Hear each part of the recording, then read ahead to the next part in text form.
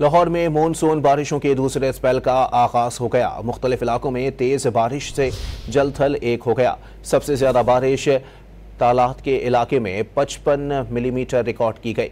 बारिश के मजीद सूरत हाल जानते हैं डॉन न्यूज़ के नुमाइंदे मोहम्मद तैमूर से। जी तैमूर, मजीद बताइएगा इस वक्त क्या सूरत हाल है?